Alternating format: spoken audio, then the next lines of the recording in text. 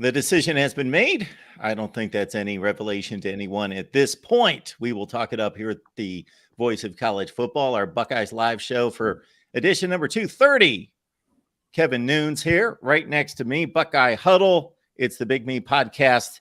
It's College Football Playbook. It's the tail of the tape. And if it becomes a longer list, then we'll have to make a tail of the tape just to review Kevin's tail of the tape and his other platforms. But please join him there. And the tail of the tape released right after we get done here, folks.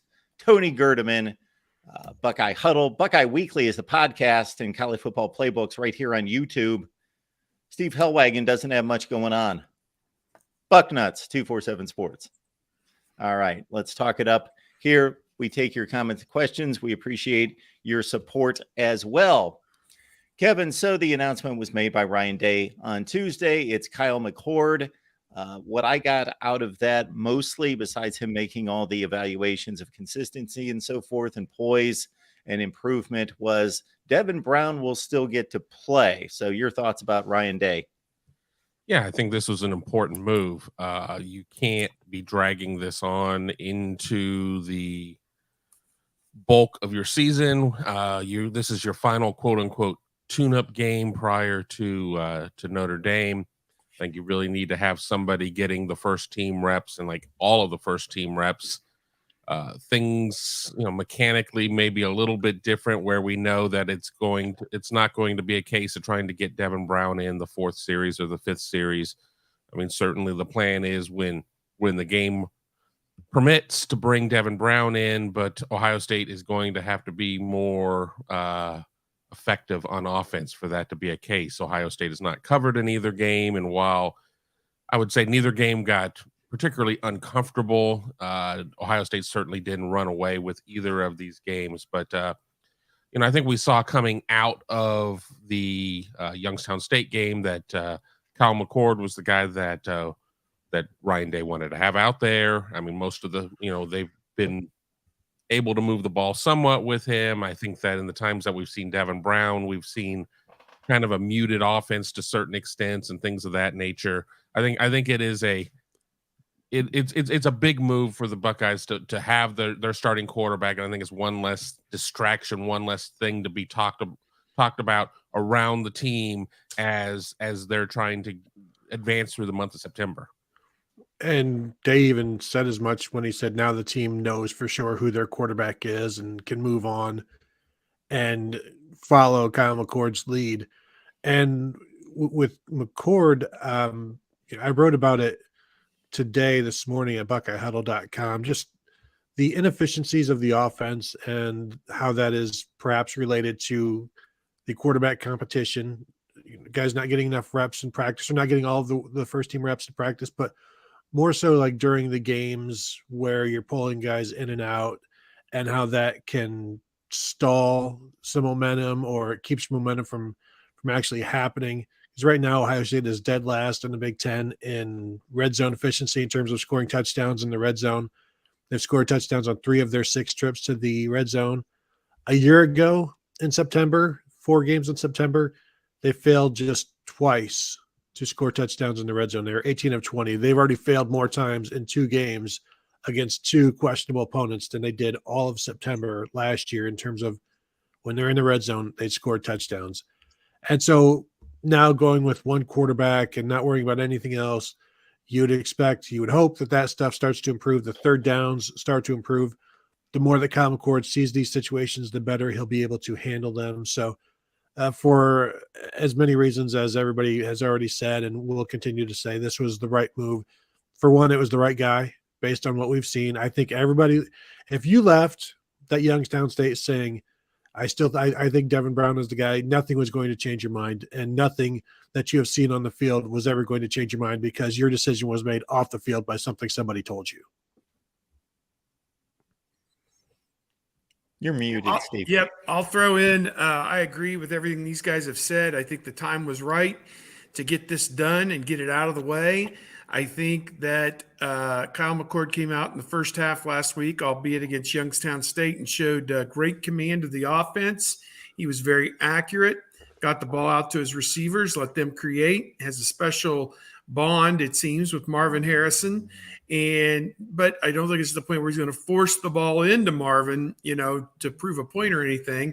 So I don't look at that as a negative thing at all that they played together in high school. But I do think that this was the time to whittle down the reps and make sure that McCord is getting most of them and get through this game against Western Kentucky, which in some regards could be a shootout, and then get into the Notre Dame game, which in some regards could also be a shootout. So I think that the passing offense is going to need to come to play these 2 weeks, and I think it's time to give McCord the best shot. If the Western Kentucky game turns out to be a shootout, we're going to have a heck of a discussion here next week, I'm sure, and a more lively chat, I would think. But I will say this, Steve, and we'll go back around the horn, starting with you. Ryan Day made the comment about Devin Brown playing. Now, I don't know. He didn't elaborate necessarily if that means it's a blowout, Devin Brown's playing, or we have specific packages for him to play a la J.J. McCarthy. And I doubt if Ryan Day is going to do that. Yeah, I saw the shake on Tony's response there. Yeah. And Devin Brown was supposed to be a much more athletic, very different type of quarterback. That's at least what the impression was for a lot of people. But I don't necessarily know if that's the case. Yeah, I don't sense that they are committed to get him in on a certain series or anything like that, like they were conceivably the first 2 games. And it didn't work out in the first game because that was such a wonky game that he just shut it down and said, no, we need to get out of here with the win, and we'll screw around with the quarterback situation later on. And then last week, Brown did play, but, he was nowhere near as effective as McCord was. I'll get my response in here before my dogs go crazy, but I'll just say that I don't sense that there is any plan to play Devin Brown other than if the game gets out of control. And there shouldn't be. I think that it's for this week and next week, it's McCord's team. And then anything that happens in the future is an animal unto itself. But they are committed as of today to try and win the Western Kentucky and Notre Dame games with Kyle McCord taking all of the meaningful snaps. That's how I view it. I thought we were working backwards back through the horn. Go ahead, Tony. Mute. Sorry, I was trying to mute Steve's dogs. No, I would agree with Steve that, and Day said as much there, that it just, however, when he says like situations, how the situation comes about, and time and distance and all of these things, that just means as the typical backup quarterback would normally get reps and snaps, and we've seen what that means for Ohio State. That means that even if he does play, he's probably not going to throw the ball that much, and there will be no packages. And I know people have finally seen the differences in the athleticism between the 2 quarterbacks, and are coming to the realization that it's not all that it's not a thing where one is so much different than the other that you can't do with Kyle McCord what you tried to do with Devin Brown. And I think McCord has the athleticism to run some read option just enough to freeze the defense, and also has the willingness, as we saw, to run, to also pick up the chains and pick up third downs and move the chains and things like that. So I think he's more willing to run than CJ Stroud, so they can use him more than they would CJ Stroud. And also, as Ryan Day said, they're deeper at quarterback than they've been, so they can be a little bit more carefree with running the quarterback. They're not going to go JT Barrett on anything. But I think as effective as the running game has been with Devin Brown, I think it would be equally as effective with Kyle McCord, which is to say not all that effective on straight run calls. Yeah, hear me out on this. How about you bring in Devin Brown as your 3rd and short quarterback, kind of back to the old Florida Chris Leak, Tim Tebow situation where you knew that you were going to have the one guy who could pick up that short yardage, and then you bring in the jump pass, because I think Devin Brown could probably do a little bit better than the Tim Tebow-esque jump pass. But yeah, I think that you have to just sit there and and make sure that McCord is getting enough football. That had always been one of the situations that people got a little upset about with Ryan Day and his handling of the quarterbacks. You sit there and you get a younger quarterback in there, and, well, why aren't you pulling him? Well, he needs to play more football. Well, I think that Kyle McCord needs to play more football, but on the flip side, you've got to make sure that Devin Brown is engaged and getting enough opportunities out there. Well, not only for what next year could mean and beyond that, but as we saw on Monday night, stuff happens, and you need to make sure that these players are ready to go and are right and everything else. So yeah, I don't necessarily see anything that's, oh, well, we're only going to call these things for McCord, or we're only going to call these things for Brown. I think that when you sit there and you have things that are too specific and too tailor-made for quarterbacks that in large strides are not drastically different, is when you get yourself in trouble. Kevin, people freaked out 2 years ago after 2 games. CJ Stroud played against better opponents. His numbers were better. His play was better. I would say he probably executed 80% of the time, if not more. He just made a couple critical mistakes, or critical mistake against Oregon. Is there any way to make a comparison there? I believe out there is the comparison that this is going to be just fine because CJ Stroud struggled the first 2 games, and that's what has happened to Kyle McCord. Or I think the other end of the spectrum is, the world's caving in. I don't know that Kyle McCord has performed quite to that degree. Do we have hope that he's going to reach anything close to Stroud? I don't know if I like any spot on the spectrum that we're talking about right now, to be quite honest. Yeah, That's not a good spectrum. Yes.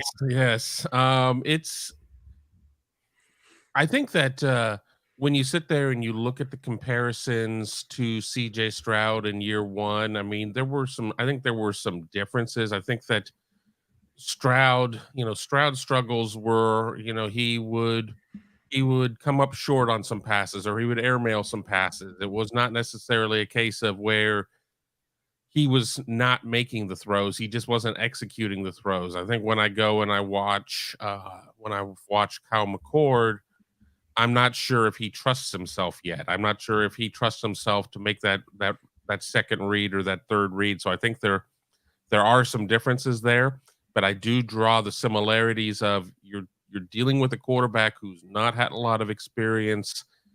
The game has to slow down at some point.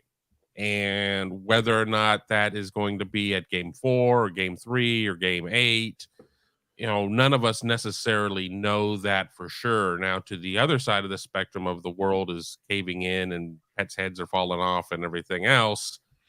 I think that you're always going to have that type of overreaction. I think it's been a case of just the lineage of Ohio State's quarterbacks here under Ryan Day, either as a head coach or as an offensive coordinator under Urban Meyer, that we've seen quarterbacks that have been 70+% in their completion percentages, and we've seen an offense last year that scored 44.2 points per game or something around there, and Ohio State now is scoring 29, I think it is 24. Yeah. So it's everything. I don't know if there's just one thing you can put your finger on and say, well, if they fix this, yes, if they fix the pass protection a little bit more and he feels a little more confident to maybe go through his progression, that would be great. Okay, maybe if they had, different play calling. I don't know necessarily what it is that is off, but sometimes it's like in basketball. If it looks like a foul, it probably is a foul. Well, I mean, something is a foul right now, and I don't necessarily know what it is. I just know something is. I think it's interesting to me that I perceive any criticism of Kyle McCord right now as being less than the criticism CJ Stroud received after 2 games last year. And I think that is mainly because everybody has seen what's behind Kyle McCord when nobody had seen what was behind CJ Stroud. So you get the feeling that, well, Kyle McCord has to be better than CJ Stroud because CJ Stroud is terrible. He's not nearly as good as Dwayne Haskins or Justin Fields. So get him out of there. There's got to be somebody better. And now you've seen with Kyle McCord and Devin Brown, it's hard to imagine that there's somebody better because you've seen both quarterbacks play, and I don't hear anybody clamoring for Lincoln Keenholz at this point. So I think for me, from just being around Twitter and the internet, and I'm not seeing too much of a being the consternation or whatever. There's concern about the offense as a whole in terms of the line and everything. I don't think quarterback is the biggest issue at Ohio State right now with the offense at all. I think quarterback is going to be fine, and we'll find out more as we go here. But it's just interesting to me that the critics for CJ Stroud were very loud last year because the unknown is always better than the known. But right now we've got two knowns, and so you go with the better of the knowns. I'm going to play stickler real quick before Steve goes, if he has anything left on this topic. So, Tony, you said the quarterback position is going to be fine. What's your definition of fine? Yeah. Well, and that's the thing. Fine at Ohio State means 4,000 yards and 40 touchdowns and 8 interceptions. Fine for me would be competing to be or being the all Big Ten quarterback. And that's honestly, that is the standard at Ohio State for the last, since 2012. That's been the guy every year except for 2015. And that's it. I think that's it with Connor Cook. And that was the year that Ohio State was rotating quarterbacks. So that is the standard. And Ryan Day will tell you the standard is first round quarterback, Heisman candidate, that sort of thing. I think expecting a quarterback to be a top 4 or 5 quarterback all time at Ohio State every year is too high of a bar, because they did it with Justin Fields, Dwayne Haskins, CJ Stroud, all top 4, top 5 quarterbacks in Ohio State history. To expect to hit that 4 times in a row and maybe 5 times in a row, if you throw JT Barrett in there, I just think that's a lot. So I'm saying all Big Ten. I think Heisman candidate is not out of the realm of possibility in terms of being fine. All Big Ten is fine for this. Beyond that that's expectation, but there's a line between fine, very good, great, excellent. Yeah, again, I'm in agreement with most of what these guys are saying. I think that this is the year where they don't win a championship in spite of the quarterback. They win a championship by supporting this quarterback with better play around them, and we haven't seen that from the offensive line. The offensive line has not played well enough to be considered a full support of the quarterback, of a quote young quarterback, even though he's in his 3rd year, at Ohio State, but just his 3rd or 4th meaningful game that he's ever really played in. So that to me is a major issue, and I think that is something that is going to come home to roost for this team at some point, whether or not they can make some kind of big leap on the offensive line and become a little bit more consistent. I mean, the first half last week, they had 3 penalties for 35 yards or something like that. And, you talk about, well, you don't convert on 3rd down. Well, you're not going to convert on 3rd down when it's 3rd and 12, So, I mean, that's not going to happen very often. But even when it's 3rd and 2, this offensive line has a problem converting it. So, to me, the issue with this team is not the quarterback. I'll agree with Kevin. I think that, we haven't seen McCord against, a top line defense yet. But my feeling is that he'll be fine, and if they lose games, it won't be because of him. It'll be because somebody didn't do what they were supposed to do on the offensive line, and it created a negative play that it was too hard for them to overcome, or it stymied a drive, or something like that. Or, the defense has played pretty well so far. Perhaps there'll be a breakdown on that side of the ball. I don't know. It's hard to predict. I'm not saying that that's what's going to happen, but I think this team's going to be in every game that they play. It's just the little things with this team mean more than they have with any other Ohio State team in recent memory. They could have a bad penalty on one of the recent teams, and it never mattered because they were still going to put up 43 points. So, and they were, going to give up, 30 or less typically. So it didn't matter. But now it really matters. All those little things really matter for this team, for them to achieve at the highest level, my thought. Build your brand, grow your brand. You can partner with us here at the Voice of College Football and reach a new audience. Hit me up at MarkRogersTV at Gmail.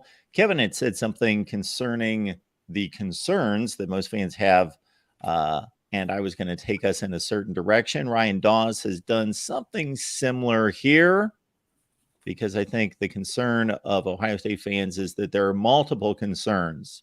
It's not like if we fix that, everything's going to be fine. It's, well, that, and we don't know about that. Ryan says here, does one side of the ball need to have a more complete game against Western Kentucky in order to alleviate some fears prior to facing the Fighting Irish? Obviously, it would be fantastic if both could have great games.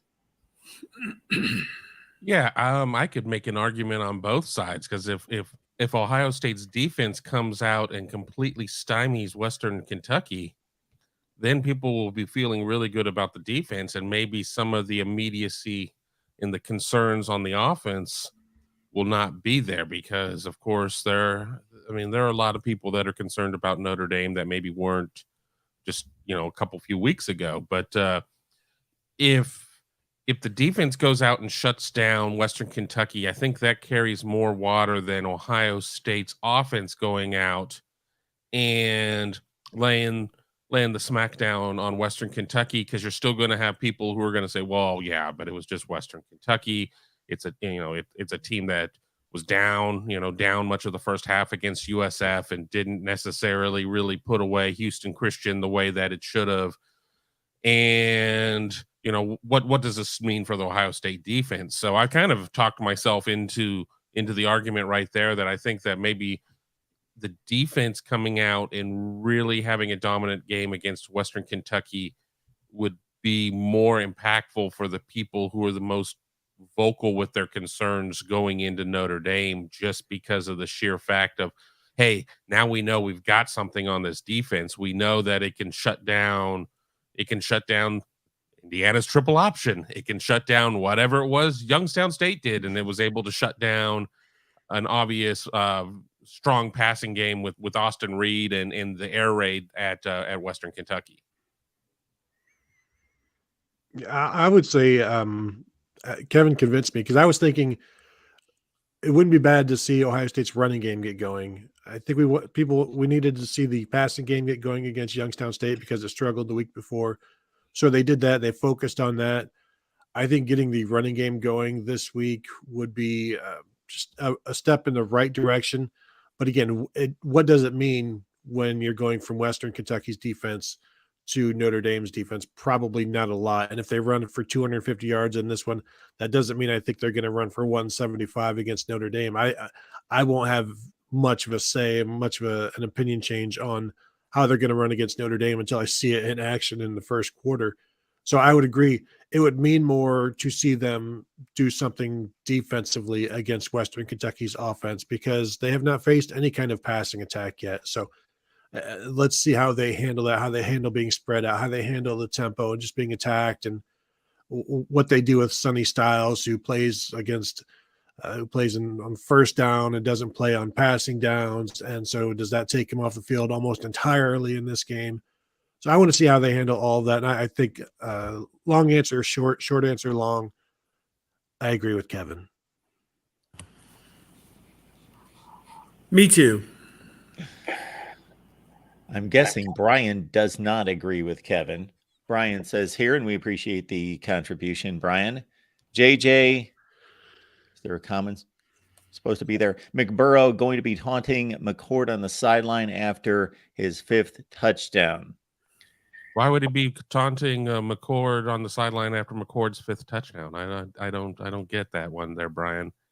Well, yeah, I know. Brian visits a lot of the shows, and certainly pays his money to get out there and give his Michigan propaganda, and that's all. That's well within his right, I guess. Do you really? I totally, absolutely believe a Michigan player would be taunting an Ohio State player after Ohio State player's 5th touchdown. That is what a Michigan man does, after all, right? That and serves you fries. I made the comment to Steve Dace on Michigan podcast that J.J. McCarthy's playing so well he could even play at Ohio State. How'd that go? That was a shake of the head. I don't think I got much of a response except for kind of a touche kind of thing. When was the last Michigan quarterback who could have started at Ohio State? Well, I mean, you go to Chad Henne, but Yeah, but versus eventually Todd you have Ohio Beckman. State. You have Ohio State winning the Heisman with their quarterback that year. So, maybe Chad Henne starts as a true freshman in 2004, but I doubt it. And after that, you go to Troy Smith, and so Devin Gardner or Denard Robinson over Joe Bauserman and Braxton Miller in 2011. I forget if Denard was even there in 2011. Yeah, he was there. Wilton Spate over JT Barrett. No. No. No, I was thinking there would have been a Chad Henne, Todd Beckman quarterback competition, right? 07. 07. Yeah.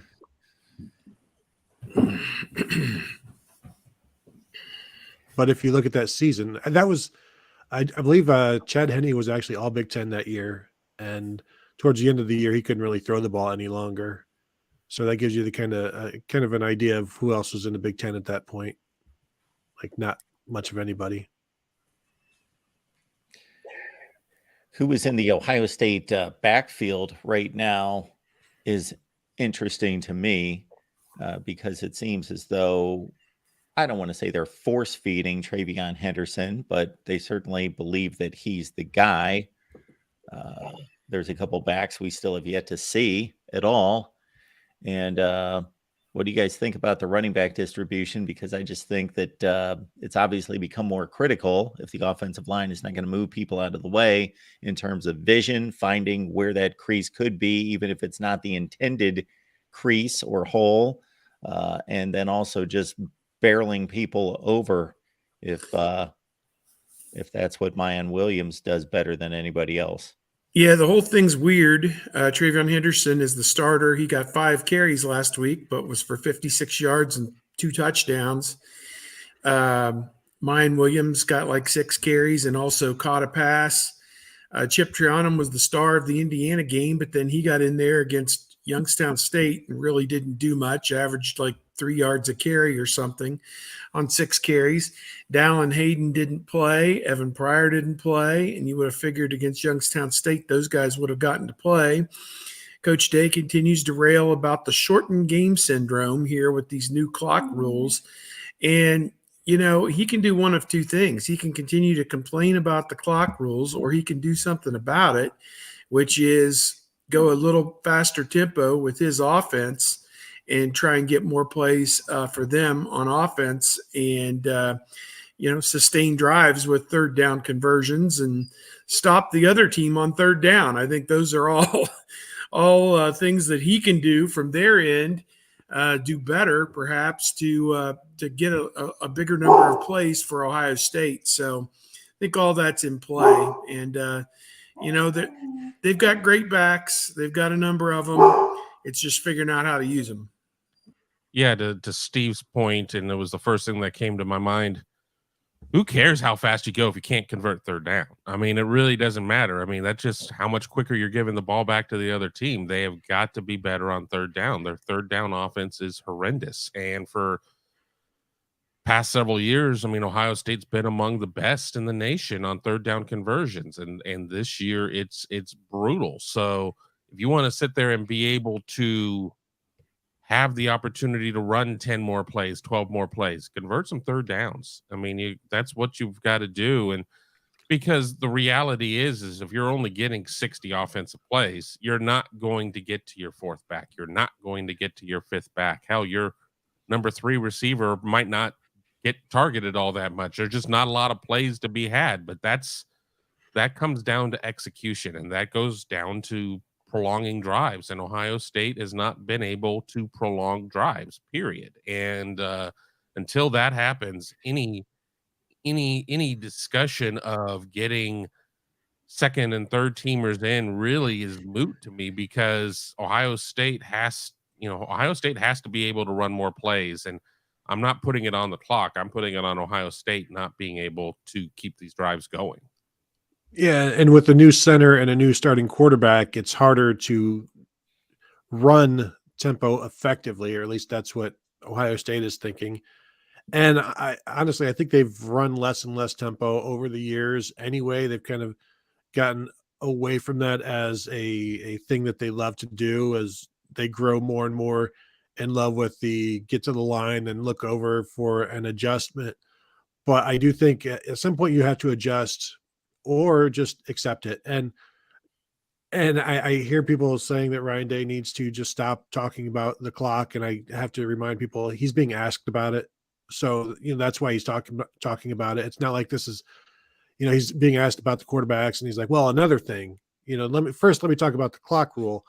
He is being asked about it. It will stop being asked about because we eventually, as the media, will move on to something else, and so the first couple of weeks it's been about the clock. And honestly, I don't think it's the clock. The clock is taking away possessions, but it's taking away the possessions that Ohio State would normally run out the clock with anyway, so they're getting 10 possessions a game right now. They would get up between 12 and 15 per game over the past 5-6 years. And those last 3 possessions generally are just handing the ball off to DeMario McCall up the middle, that sort of thing. And that doesn't cost you any points. Right now, it's the execution, it's the effectiveness, it's third downs, where they're dead last in the Big Ten right now in converting third downs. Obviously, if you fix that, that's great. I saw somebody else mention that the defense needs to get off the field. That is true, but they gave up 12 first downs against Youngstown State. If you go back, I went back and looked, the last 8 times Ohio State's defense has given up exactly 12 first downs. The opposing team had the ball for 26 minutes. They had it for 34. Youngstown State had it for 34 minutes with 12 first downs, to give you an idea of the kind of impact the clock rule is having. I wonder what the points per game figure was on that number of games for Ohio State. Higher. Yes. Brian is asking or making a statement, a little bit of both here. Brian, we appreciate it. Why is Michigan's defensive line still so much better? KG. Where's he going there? Better than. You mean the Michigan defense that has 5 sacks compared to the Ohio State defense that has 3 sacks? I mean, the 2 teams that have allowed the same amount of points this year, both teams have allowed 10 points. I mean, okay, sure, whatever. I mean, Ohio State can only deal with what it's running against, and it's teams that are sitting there and sitting on the ball and snapping it late in the play clock and everything else. And and Brian, let me say, I am not here to praise Ohio State's defensive line right now at this point. I'm just saying that this belief that Michigan's defensive line is significantly better is something that I certainly don't see. Both have kind of been non-entities to me so far through 8 quarters of football. Let's get into real conference play and see what's happening there. Ohio State's played Youngstown State. Michigan's played Youngstown State twice. Let's get into some real games before we let the crap fly. Yeah, I will say that Ohio State is holding opponents to 2.6 yards per carry, which Michigan is at 2.9 yards per carry. So if you want to throw something onto Ohio State's side of the defensive line, you can do it with that. I think the pass rush has been negated by quick drops and getting the ball out quickly. The opponents, I think, have only thrown 46 passes in the combined 2 games for Ohio State. So those aren't a ton of opportunities to get after the opposing passer. And Ohio State does rotate guys. So, the opportunities for Sawyer and Tuimoloau, maybe not what they need to be. But having said that, if they expect to have success against Western Kentucky and Notre Dame, they're going to have to get pressure on these two quarterbacks because they're both outstanding. And if you can't get in this player's face or knock them to the ground or sack them, create some negative plays, they're going to carve you apart. So, and I don't care who you've got playing in the secondary. So, it's just a fact of life that these guys, the guy they're playing this week threw for over 4,000 yards last year, and he knows what he's doing. I've watched the South Florida game, their first game of the year, and that chart that they put up there, short passes, intermediate passes, and deep passes. It's it's like Hollywood squares. It's, a 9-square chart. He fills up all 9 squares. He's going to expose your defense side to side and vertically. And Ohio State secondary is going to have to come to play, and the Ohio State front's going to have to get after him, or they're going to score their requisite 25, 30 points probably. I was a little surprised that Jim Knowles wasn't concerned, and I was actually said he was satisfied, and that with the defensive ends and they're getting the job done with the pass rush. As Steve said, it's 46 passes or whatever, but I'm not sure how often JT Tuimoloau and Jack Sawyer are even hitting the quarterback right now. We'll know a lot more this week, and if they're still not getting there, yes, teams will change the way they get rid of the ball against Ohio State's defensive ends. They'll throw it quick, they'll throw it short, a bunch of screens and things like that. But they're going to have ample opportunity to show that they are the pass rushers that people expect. And if it's not there, then they're not living up to expectations. And I think we'll know more after this week than we do now. And I think you also start to have to show more defensively in the next couple of weeks than you have to this point. And I still don't know how much they even want to show against Western Kentucky when, are they holding anything back? And Jim Knowles was disappointed he had to blitz as much as he did against Youngstown State. And we saw that they also lost contain more. They lost leverage more against Youngstown State, I think partly because of that blitzing.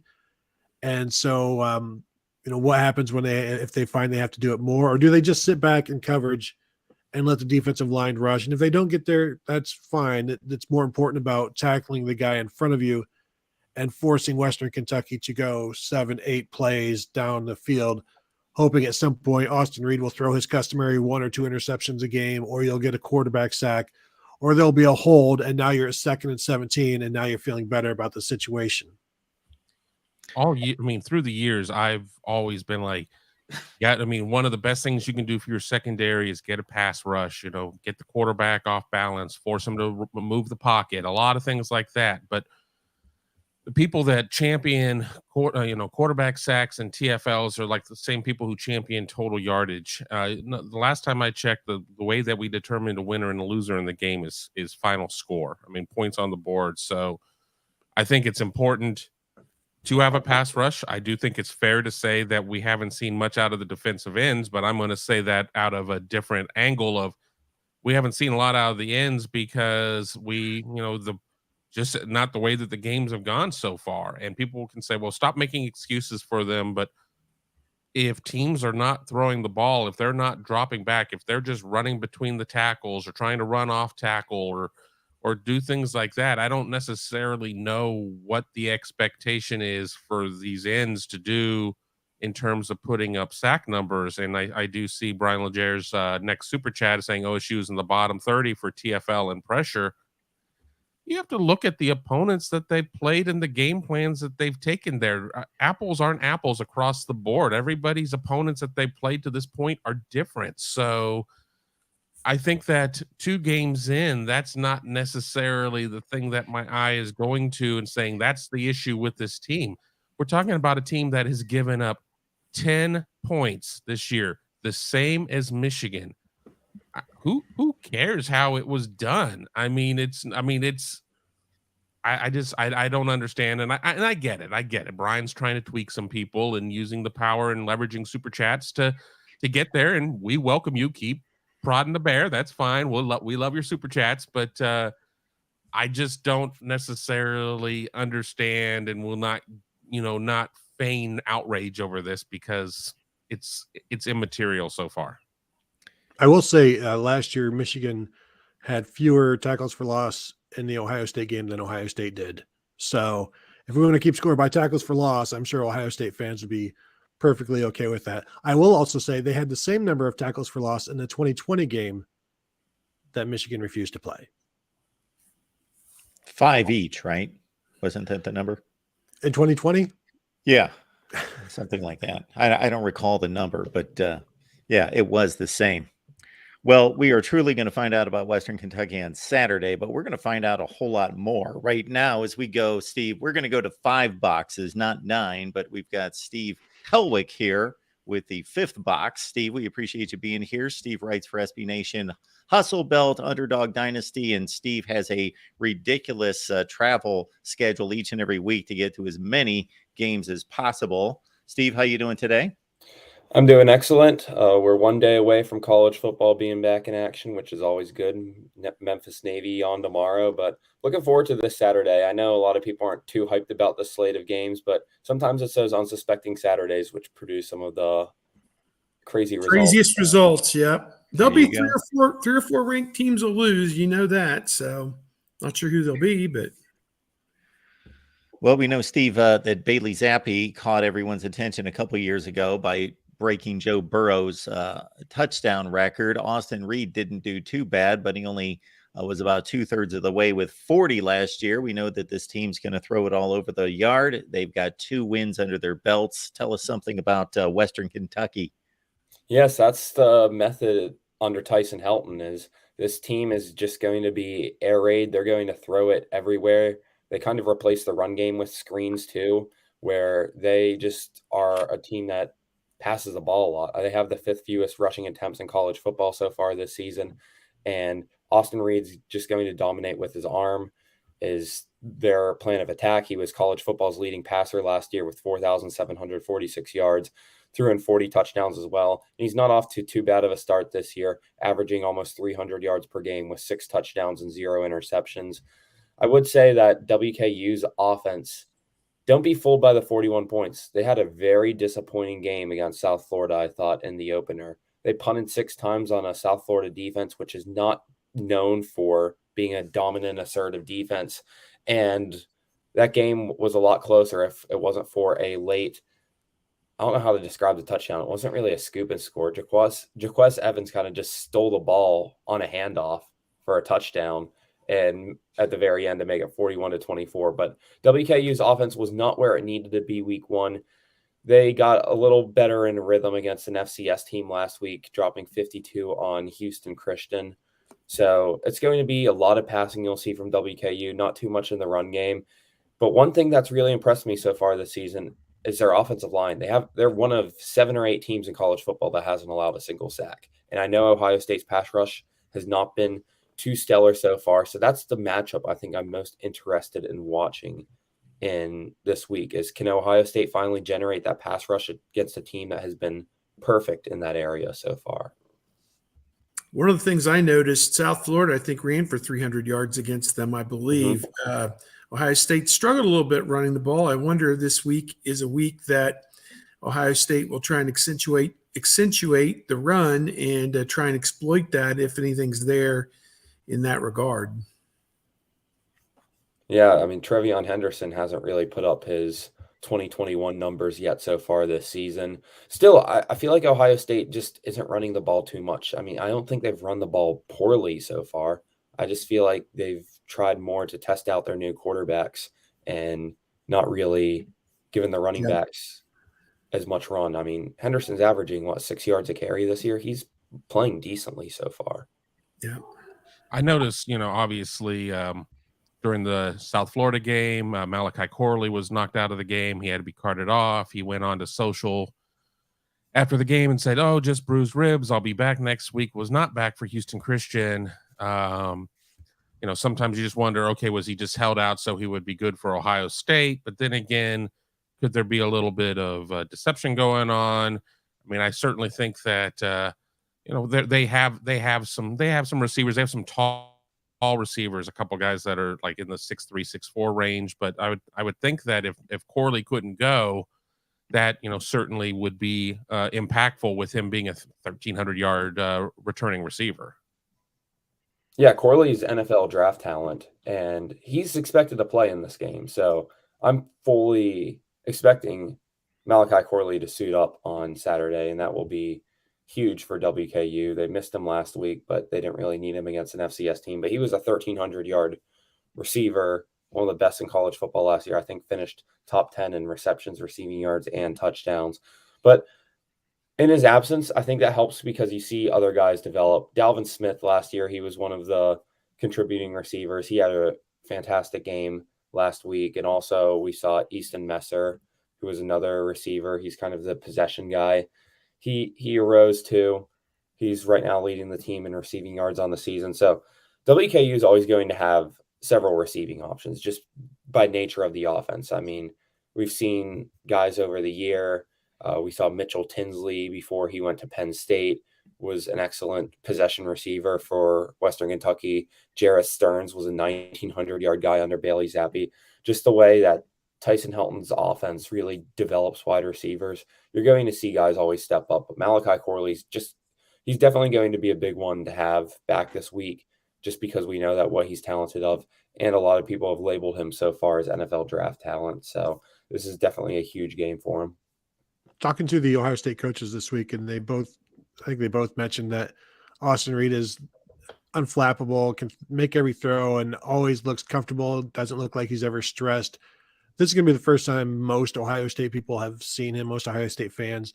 Is there anybody that you can compare him to prepare the people for what they're about to see? Trying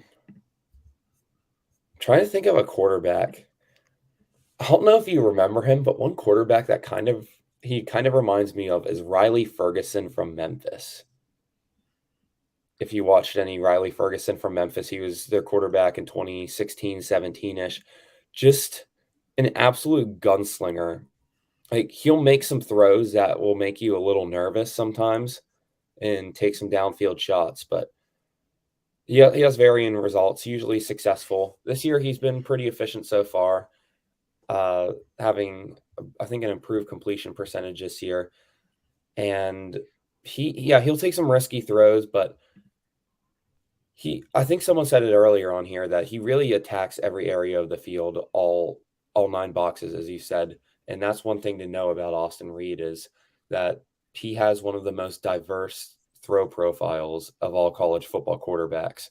So that's somebody who has strength in a lot of different areas. He wasn't even expected to be the starter when he came into WKU just a year ago. They got Jarrett Dagey, but he beat Jarrett Dagey out in camp. This was a D2 national champion quarterback.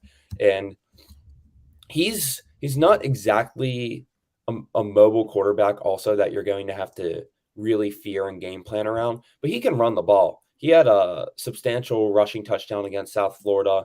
He had over 220 yards running last year, 8 touchdowns. So he's someone who can kind of mix it up. He's super tough in that regard too. I mean, he's not afraid to take a hit. So he's definitely overall just a pretty tough quarterback. And yeah, the unflappable label is pretty good for him, just knowing what he can do as a runner and knowing how as a passer he doesn't really seem phased and is willing to take risks a lot. Steve, we've got a super chat question coming in from Ryan. Thank you so much for this, Ryan. We got, is Malachi Corley the linchpin for this game to stay competitive, or is it Austin Reed, or is it both? It's the offensive line, I think. WKU, I said they haven't allowed a sack so far this year. I want to see how well they do against Ohio State in the trenches because I think Austin Reed and Malachi Corley, they can get their game plan going on if they're allotted time from the offensive line. South Florida kind of provided a few pressures in week 1. I mean, Austin Reed did go 29 of 50 in that game. 21 incompletions is a lot for him. So I think that if WKU can stay free of pressure, then that allows Austin Reed to cook. And the run game's not going to do too much. It never does with the Hilltoppers. So I think it all comes down to how the pass blocking is in this game. And then conversely, how's the run defense? Is this going to be one of those classic games where Ohio State's up 14-0 before you can find the channel, just because they get a couple explosive gains early in the game, force a quick punt, and then put it away. I mean, Ohio State, they kind of pulled ahead in the second quarter last week, but they've kept teams in it in the first half or in the first quarter of the past few weeks. So if WKU's run defense can stay strong, Jaquez Evans is the guy to watch on WKU's defense. He's nicknamed Donut, dominant defensive end. He's a good pass rusher too. He has one of their defensive touchdowns this year. If they can stop Trevion Henderson and company on the first level, that would be instrumental, because we know what Marvin Harrison Jr. can do. We saw his 170 yards and 2 touchdowns in one half last week. So Ohio State has a lot of weapons, but if WKU can at least limit one part of the game, that will definitely be massive for the Hilltoppers. Looking back at last year, this team went on the road, played a couple of Power 5 teams. They went to Indiana and they lost 33-30 in overtime early in the season. And then they went to Auburn in week 12, the week before the rivalry games. And they lost to Auburn 41-17. What was kind of the tenor of those two games and how they matched up, stepping up, so to speak, in class against Power 5 teams? Any kind of theme that came out of those games, and how do you, see that? I think the Indiana game was nothing short of an embarrassment for WKU. They had zero excuse to lose that game. If you watch, I think Indiana scored a late touchdown and converted a 2-point conversion. And then overtime, I think they were just overcome by pressure and all of that. But yeah, that was a rampant comeback by Indiana, and WKU had that game in the bag for so long. That was a game where I remember that they actually ran the ball pretty well too. And Austin Reed was doing his thing, but it was just a defense. Connor Bazelak was able to have a sensational fourth quarter, allow Indiana just a couple quick possessions to make a comeback. And the Auburn game, I think that one was pretty much doomed from the start. That was a game where Austin Reed was put into a lot of pressure situations, forced a lot of throws. Think left that game with several interceptions. Wasn't really his brightest game there against the Tigers. So that game, I mean, I could see this Saturday playing out very similarly to how that Auburn game went last year with a 41-17 result, where it's Auburn dominated both sides of the trenches. I said, forced a lot of bad throws earlier, and then their offense was able to get theirs on the Hilltopper defense. Western Kentucky either missed a field goal in overtime or in the final seconds that would have won the game, or extended overtime, one or the other. I don't recall which. They were ahead 24-13 at the end of the third quarter too. I mean, they had it, somewhat in hand, just needed to finish it and couldn't do it. Yeah, they missed a field goal. It was probably like 40-something yards to end regulation. That's Braden Narvis, and he's at NC State now, the kicker from that game. All right. Dropping the name Connor Bazelak, who will play for Bowling Green against Michigan this week via Missouri, Indiana. Oh, boy. Didn't he already get benched? Yes, but he's back to the starting quarterback role. Yeah, that Bowling Green Liberty game was a disaster for Bowling Green. They threw 5 interceptions, and neither quarterback worked in that game, and they still only lost by 10. And when I hear the name Connor Bazelak and good game, talking about that game when he was at Indiana, it just does not compute, because no. And he was pretty good last week against an FCS team, and he was good in that Mizzou LSU game in 2020. But that's just an aside. Something about a dog in the sun shining on his butt or something. I don't know. There you go. Any other questions or comments for Steve? I got one last one. I watched the USF game online, wanted to stab myself in the ear with the play-by-play call. It was really annoying, but I saw a good number of gadgety type plays. Is that something that Western normally does, or was that something really kind of reserved for USF? I don't feel like that's something that Western Kentucky really resorts to often. They're pretty much just a bread and butter air raid team. You don't see too much like weird motions or trick passes or anything in the offense. I mean, they want the ball in the quarterback's hands, Austin Reed. They don't run too much wildcat or any of that. So you probably won't see too many gadget plays against Ohio State. They might break out one or something to try to catch him off guard for a trick play, but that's not really WKU's bread and butter in this game. They probably did it, whatever they did, just to force Ohio State to deal with it and prepare for it, and they're never going to see it again. Steve Helwick, Underdog Dynasty, and Hustle Belt for SB Nation. Join him right there. Steve, what's the travel log look like this weekend?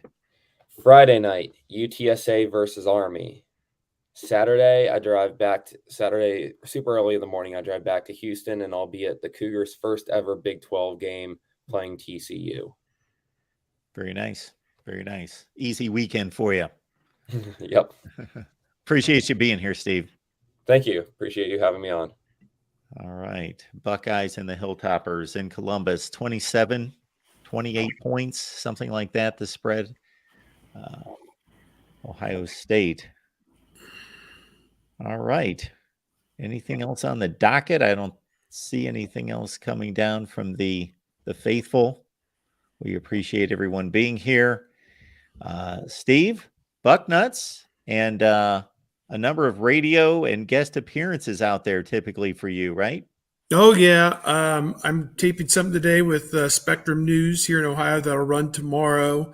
Kind of a weekly update on the Buckeyes that we do with them. And so anybody with Spectrum can do that. And thankfully, our national nightmare is over, that Spectrum has got ESPN back. So you can watch all the college football coverage on ESPN there on Spectrum again. And then I'm part of something new called the Big Ohio Football Show that is shown in Columbus on NBC4 Friday night at 7:30, and on Nexstar channels, 3 or 4 of them around the state of Ohio. And I bring up that nasty word Nexstar because a week from now, anybody who has DirecTV and in Columbus is not going to get the Ohio State Notre Dame game unless Nexstar and DirecTV come to some kind of agreement, which has been going on for months. I mean, so there's going to be a lot of unhappy people in and around Columbus. Bar owners who rely strictly on DirecTV won't be able to show the Notre Dame game. They're going to have to get it through Peacock. So I guess that's the one bright spot of this is you can plunk down $6 and for the month and get the Notre Dame game and probably the Ohio State Maryland game in early October as well. So there's something to think about next week. But for now, this game this week, 4 p.m. on Fox, and there are some Nexstar Fox stations out there. I think there's one in Ohio even that'll be blacked out on the Western Kentucky game. So this is the gift that keeps on giving each week, it seems like. I was having lunch with a friend a couple of weeks ago, and I was wondering why there were crowds just cramming around the bar, around the television there. And we looked up, it was Steve Hellwagon. Well, there was Steve was on the TV. I guess the crowds around the bar might have had to do with something else. I don't know. But we did see Steve there featured prominently in whatever locale that was. Good heavens. Tony, what's going on this week? Yeah, I just wrote today about the quarterback decision and how that could impact things, but mostly it's going to be also dependent on the offensive line. So you can check that out. And right now, Buckeye Weekly Podcast dropping shows on the daily. So give that a subscribe wherever your podcasts are sold. We are everywhere. And you can also find us at youtube.com/Buckeye Huddle. Tale of the Tape is almost on the streets.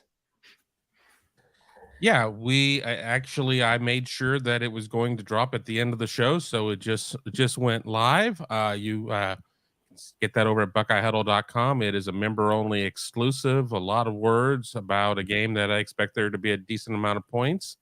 I plan on doing a live Big Me kickoff on Friday, probably 1 p.m. seems to be the best time to do these things. And I also have a Behind Enemy Lines that'll be dropping. I spoke with a Western Kentucky expert, and we traded some questions and answers, and expect that to be running sometime on Thursday. I still have to write the introduction to that, but I have his answers, and he certainly sees this potentially being a pretty close game if Western Kentucky just throws it all out there and just throws caution to the wind.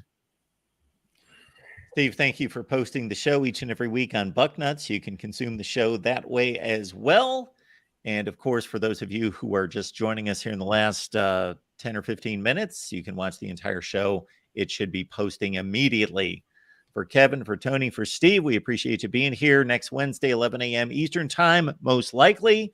Of course, turn on the notifications to know when we go live for sure. And we will talk up the Notre Dame game at this time next week.